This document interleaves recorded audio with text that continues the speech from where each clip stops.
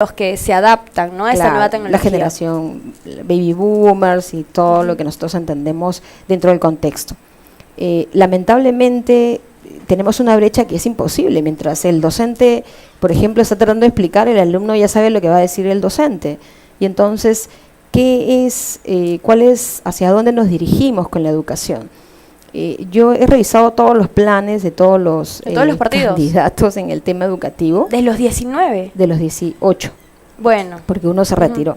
Y, por ejemplo, en el modelo que tienen, tú dices, ¿no? Todo el mundo, hasta el propio Antero, empezamos a cambiar los modelos educativos. Mientras el mundo gira desde otro punto de vista, no gira hacia el modelo de la educación, sino hacia las rutas del aprendizaje. Y entonces nosotros tenemos que abocarnos en cómo el estudiante aprende para replantearnos un tema educativo. O sea, no es que yo quiero sentar las bases de un modelo desde un escritorio, como por ejemplo, a ver, vamos a ver qué pasa con la educación y yo converso contigo, a ver, no, nos parecemos esto, ¿qué te parece si ponemos lo otro, no?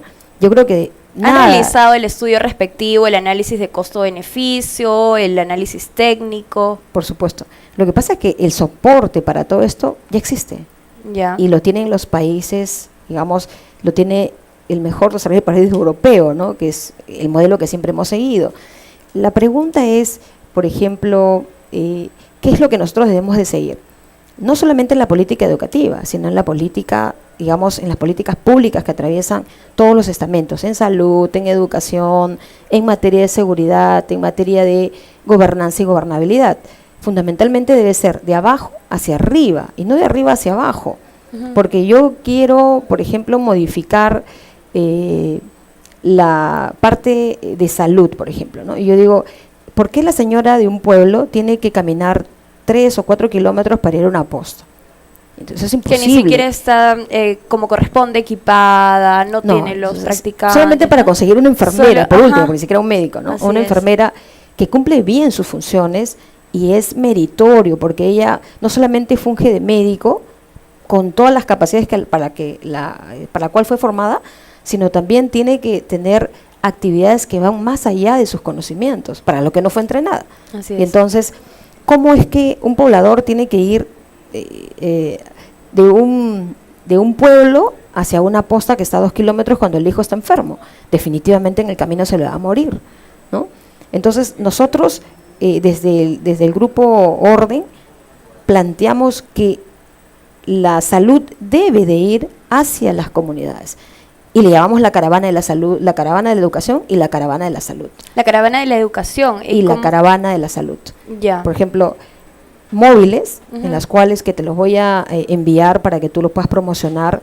¿De qué manera podemos nosotros llegar hacia la población a través de un móvil, por ejemplo, ¿no? En las que tú puedas comportar a un grupo de profesionales multidisciplinares. Por ejemplo, yo trabajo... Eso respecto a los dos sectores, salud y educación. Salud y educación. ¿De la misma manera se trabajaría? Es decir, ¿es algo así como que la escuela vaya hacia el alumno? Hacia las comunidades, ¿no? Porque es imposible, por ejemplo, a un niño... Y también ahí tenemos otros problemas. Por eso en varios sectores de nuestra sociedad, hay varios aspectos que atraviesan el tema educacional. Por ejemplo, la selva, por ejemplo, los niños se tienen que trasladar increíblemente para ir a sus escuelas. Y acuérdate que, bueno, si conoces la selva o la sierra, te das cuenta que no hay caminos, solamente hay trochas. Tienen que irse, ¿no? Cruzando y aparte, por ejemplo, por la carretera donde pasan, que ni siquiera es una carretera, es una trocha, por los costados pasan los niños a pie, descalzo, con sayonara, en pleno calor de 40 grados. Entonces tú dices, ¿cuánto se demora un niño en ir al colegio? Sale a las 4 de la mañana de su casa y llega al colegio a las 8 de la mañana. Entonces 4 horas se la pasa caminando y la pregunta es, ¿tendrá capacidad para escuchar, para entender, para comprender? Sí, ya desgastó todas sus energías. Por supuesto. Entonces, entonces para esa problemática en específico ustedes proponen lo que es la movilidad, la caravana de la educación y la caravana de la salud. Tenemos que llegar a las poblaciones. No podemos permitir que la gente llegue hacia nosotros bien sentados por decirte, te contaría N experiencias, ¿no? La última que fue a Condorcanqui, no sé si conoces, más dentro de Bagua. Ya. Está las comunidades indígenas cruzando no me acuerdo cómo se llama este río, Bueno, ya, cerca de esa zona. Sí, ¿qué por sucedió? ejemplo, que tú tienes que, de Bagua hacia Condorcanqui, Ujú. más o menos está unas 12, unas 10 horas, en trocha, ¿no? Entonces, en el camino, cuando nos dirigimos, el pasaje está a 200 soles, ¿no? Entonces tú dices, ni el avión me costó así, ¿no? Y cuando vas de camino para conocer la comunidad de Condorcanqui, se atraviesa una indígena con una señora que le había picado la víbora, ¿no? Ya. Y entonces nuestro carro se paró y en un acto, por ejemplo, de solidaridad y de conmiseración, la levantó a la señora y le preguntó cuánto tiempo le había picado. Entonces le dijo, más o menos tiene 4 horas. Y el señor, como una bala, la puso detrás y hemos buscado un pueblo al más cercano, que nos fue como media hora, hasta llegar al pueblo a Y buscar. la señora lo estaba buscando a pie. Obvio, ¿no? estaba en la carretera y Caminando. nosotros buscando una posta, preguntando, gritando si hay una enfermera por acá. Yo me metí a la posta, saqué una silla de ruedas, la bajamos a la señora y entonces tú dices, bueno, ¿cómo es posible? Y nadie te contestaba y le preguntabas a una persona que está por ahí, no hay una enfermera, alguien que esté de salud. Claro. Y decía, bueno, sí, creo que vive en la casa del otro lado. Entonces tuvimos que tocarle la puerta, ¿usted es la enfermera? Sí, mire, tenemos. Y recién la señora se levantaba una posta Lo totalmente importante también abandonada. es que, por ejemplo, los candidatos al Congreso y los presidentes, también candidatos a la presidencia de la República, logren conocer de cerca estos problemas que padecen. La realidad. La realidad, ¿no? Porque de lo contrario solo van a lanzar propuestas y finalmente no las van a concretar. Ujú. Claro, sí, yo me he leído, por ejemplo, todos los planes y el cambio de modelo. Todo el mundo quiere ser como Finlandia, pero nosotros no somos finlandeses, somos peruanos. Y entonces nuestras realidades son totalmente diferentes.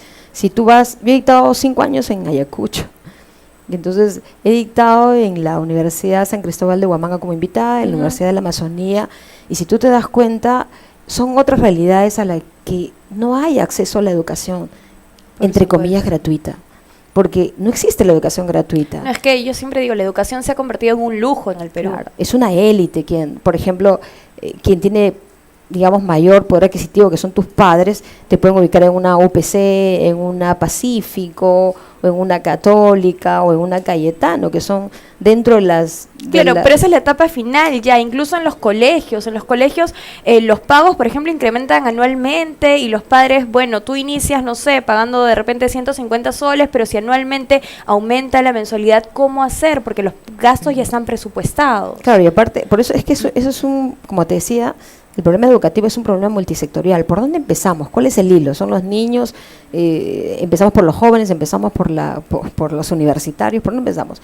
Y yo creo que es fundamentalmente en la madre, es la educación de la madre para que pueda, desde el seno materno, pueda formar bien a la criatura, para que a la hora que nazca, no nazca con deficiencias. Por ejemplo, hay poblaciones en las que tú conoces, por ejemplo, están los centros mineros, hay relave, las aguas están contaminadas. Entonces, ¿cómo no se ha hecho todavía un estudio de cómo estos niños que nacen en estos momentos coyunturales puedan avanzar más allá? Si tenemos conocimiento que estamos por encima de los niveles permitidos de cobre y hay niños que, por ejemplo, por la quema de llantas, En los la Oroya, por asentamientos, ejemplo, en la Oroya ¿no? y todo Una lo demás. contaminación tremenda. Claro, entonces, todos esos problemas no es un tema educativo, ¿te das cuenta? O sea, el niño no va a poder desarrollarse normalmente y eso lo dicen los estándares internacionales. Entonces, ¿qué necesita ese niño? Abundante leche, ¿no? Para contrarrestar estos males. Pero la pregunta es, ¿y ahora de dónde saco la leche? ¿No? O sea, ¿quién me proporciona? Ahora, Bien. están las políticas en el tema de vaso de leche, que se ha convertido más bien en, digamos, en un estamento político Claro. y no en un programa social. Ahora, disculpe que la interrumpa, regresando al tema de las caravanas de salud y educación, ¿cómo piensan desarrollarla? ¿Qué tan viable es esta propuesta? Contar con un grupo de profesionales Ujú. se puede contar, pero hay que darle las condiciones. Por ejemplo, ya Antero lo ha dicho en sus planes de gobierno, tenemos que llegar a la salud primaria, que es la preventiva. Por ejemplo, muchos de los médicos, bueno, el sistema de salud se ha ido deteriorando con el tiempo. Se ha tenido por los años 80, ¿no? Se ha tenido uno de los mejores sistemas de salud interconectados. Hoy día no existe un sistema de salud. Por ejemplo, ¿y qué es lo que sucede? El SIS, ¿no? Que tú sabes que es el Servicio Integral de Salud, es una apertura para todos, pero ahí también tienes un problema porque incluso las personas que son de condición, digamos, sector D, también están adscritas al CIS, y también tienes sector C que están adscritas al CIS, y sector A, sector B que están adscritas al CIS. Entonces no hay un sistema que te puede decir, solamente con el DNI, que te permita decir, bueno, esta persona vive en Pueblo Libre, o esta persona vive en Magdalena. O sea, no puede estar con el CIS, ¿entiendes? Porque no es un sector a quien deba ir la salud, que es justamente no se ha fiscalizado bien en ese sentido. No hay una regulación, y no hay un control, ni un monitoreo, por ejemplo, de quiénes, por ejemplo, qué reportes nosotros tenemos en línea, y a ver, quién le dan el beneficio del CIS, por ejemplo. No existe. Claro, pero regresando a la pregunta, me decías que, por ejemplo, sí creen contar con los profesionales necesarios, pero ¿qué más se necesita o cómo piensan desarrollar esta caravana de la salud y de la educación? Mira, existe el proyecto de la caravana de la salud, y la caravana de educación permite no solamente crear un tema de trabajo, sino crear esas oportunidades para que la educación llegue a todos los sectores, sobre todo a las poblaciones más vulnerables, donde no llega ni siquiera el camión, ¿no? Entonces estamos hablando de los distritos que están súper alejados, con 150 o 200 habitantes, y que se tienen que mover. Entonces, la política desde el Partido Orden es que éstas se asocien, como ahora también, ¿no? Porque estamos muy dispersos y es un tema también transversal. Si tú juntas a estas poblaciones y vas con la caravana de la salud o la caravana de la educación, vas a permitir que estas poblaciones puedan llegar a un centro mucho más cercano, que hablando de 2, 3 o 4 o 5 kilómetros a los pobres niños. Ahora, ¿por qué la educación tiene que ser, todos tenemos que empezar a las 8 de la mañana? Si, por ejemplo, en provincias, cuando el sol aparece a las 4 de la mañana, los niños ya están levantados, ¿no? ¿Por qué tenemos que terminar a la 1, otros a las 3, otros a las 5?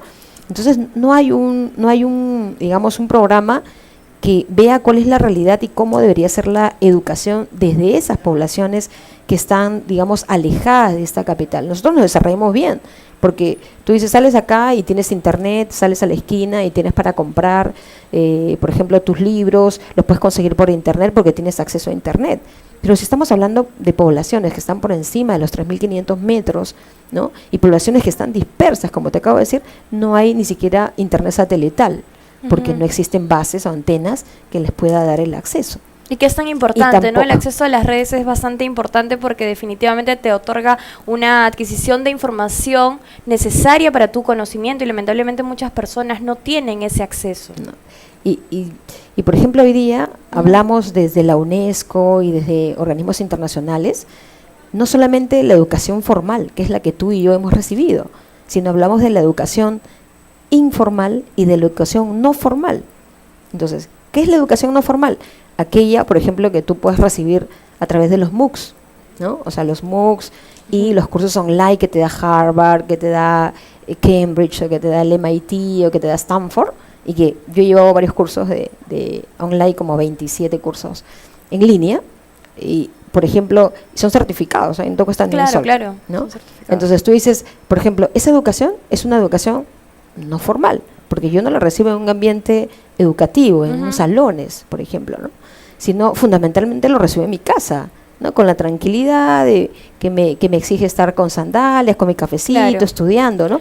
Y la otra es la educación, digamos, informal. ¿Y por qué es informal? Porque justamente o sea, está ahí, hay cursos que tú quieres llevar, que no tienen un plan, que aparecen cuando quieran, o que tú puedes formarte, por ejemplo, no sé si te ha ocurrido, pero a mí siempre, cuando yo quiero, por ejemplo, encriptar un mensaje, me olvido de algunos, digamos, de algunos términos técnicos. Sí, de algunos cifrados, son cifrados, ¿no? Entonces, de algunos algoritmos. Entonces, me olvido de algunos algoritmos, entonces yo tengo que decir, ay, ¿cómo era?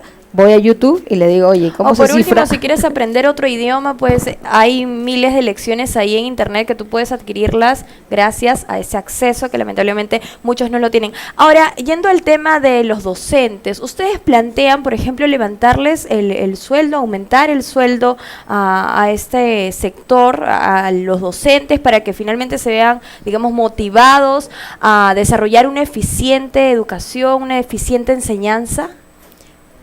Por supuesto. Mira, ahí también hay un grave problema, por ejemplo, ¿no? Hay muchas diferencias entre enseñar en una universidad, enseñar en una universidad no sé si has escuchado la diferencia que hay entre universidades que acaba de sacar un análisis la red científica mundial. Es decir, existen 4 tipos de universidades: las universidades buenas, las regulares, las malas y las chichas, ¿no? Sí. Entonces, solamente 3 universidades son buenas. Estamos hablando de Cayetano Heredia, estamos hablando de la Universidad de San Marcos y estamos hablando de la Católica, que son las 3 universidades que las consideran buenas por el número de publicaciones. Y estas publicaciones científica además, claro, ¿no? Que no se refiere, digamos, a que yo escribo un paper y me voy al ISO, Scopus y veo, ¿no? Sino fundamentalmente son investigaciones que se realizan para mejorar. Es que de la noche a la mañana la educación se ha vuelto en un negocio, y es por ello también que han aparecido numerosas universidades privadas en donde finalmente se ha convertido en una forma de lucrar. Claro, o sea, por ejemplo, y ahí también tienes otro gran problema, por ejemplo, por eso te decía que la educación es un tema transversal, multifactorial, y no se puede resolver simplemente con los sueldos, por ejemplo, que es un aspecto importante para que ustedes sí lo piensan tomar en cuenta. Claro, pero dosificado, ¿no? Dosificado y repotenciar sobre todo los colegios de excelencia, que funcionan muy bien y que tú tienes a los estudiantes que egresan de esos colegios que están, por ejemplo, en otros países haciendo una carrera universitaria, que a nosotros nos hubiera gustado hacerla, por ejemplo, ¿no? Pero que por los medios y que en esas circunstancias no hubo esos colegios y nos hubiera gustado estudiar en estos colegios de nivel A, ¿no? Donde no solamente se enseña el inglés, el francés, sino ahora el portugués. Entonces, tú tienes mayor alcance del conocimiento cuantos más idiomas sabes y cuanto más conocimiento tienes. Claro. Entonces, pero no podemos avanzar corrigiendo esos puntos si es que la base fundamental no está formada, ¿no? Claro. Si es que hay otros colegios pues que se están cayendo y los niños se van a recibir sus lecciones en ladrillos, sentados en ladrillos. Claro, entonces por eso tenemos que tener una política desde, digamos, de que siempre lo he repetido, de abajo hacia arriba. O sea, no podemos permitirnos una política sentada a ver cómo le soluciono el problema cuando ni yo misma conozco cuál es la realidad de esas provincias y sobre todo las más alejadas, ¿no? O sea, podemos tener muy buenas intenciones, pero creo que eso no da solución al país y no hemos avanzado en los últimos 30 años. O sea, y seguimos siendo los últimos en educación y seguimos insistiendo, por ejemplo, en una educación totalmente a rajatabla, donde el estudiante pues no participa, no te critica, porque el profesor, digamos, sigue teniendo ese factor de saberlo todo. ¿Y cuál es tu opinión respecto, por ejemplo, a este sistema que muchos colegios buscan tener, ¿no? Al sistema preuniversitario que priorizan, en donde se priorizan algunas materias para que ellos salgan preparados para la universidad y todo este tipo de cosas. Sin embargo, también creo yo que es importante esa educación integral, ¿no? Que forme el espíritu crítico de la persona. ¿Cuál es tu opinión respecto a esta situación? Yo los eliminaría.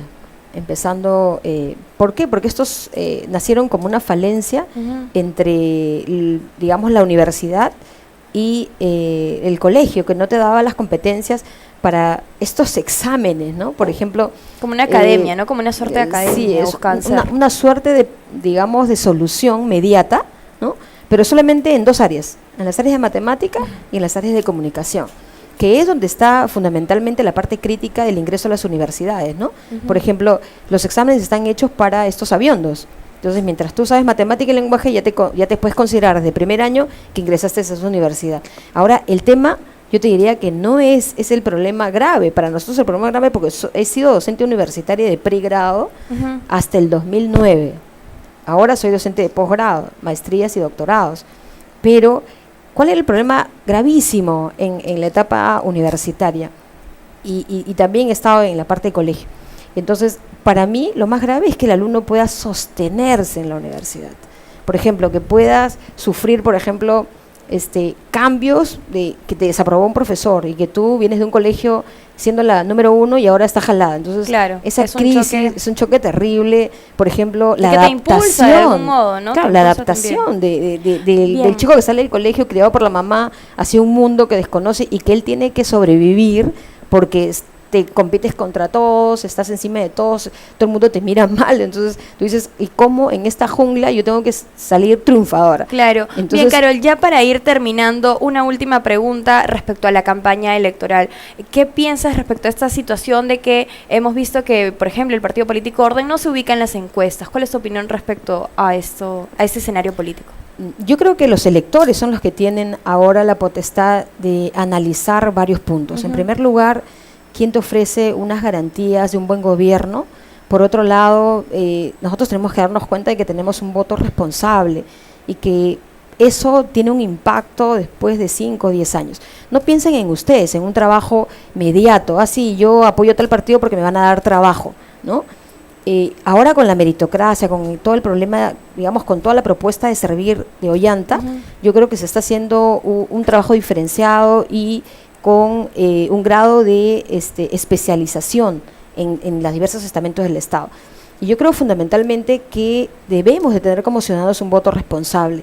Y a todos tus radioyentes y a todos los que han estado comunicados, mañana el partido Orden ha convocado en el parque, el que está el Parque de la Democracia, a pronunciarnos acerca de todo lo que está sucediendo con el Jurado Nacional de Elecciones, ¿no?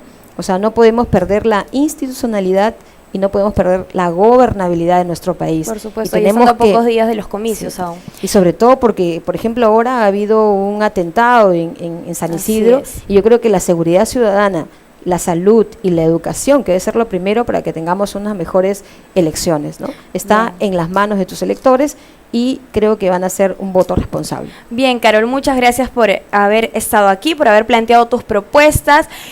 Ha sido Carol Cernaque con el número 26 por el partido político Orden. Nosotros, mientras tanto, nos vamos a un corte comercial y ya regresamos.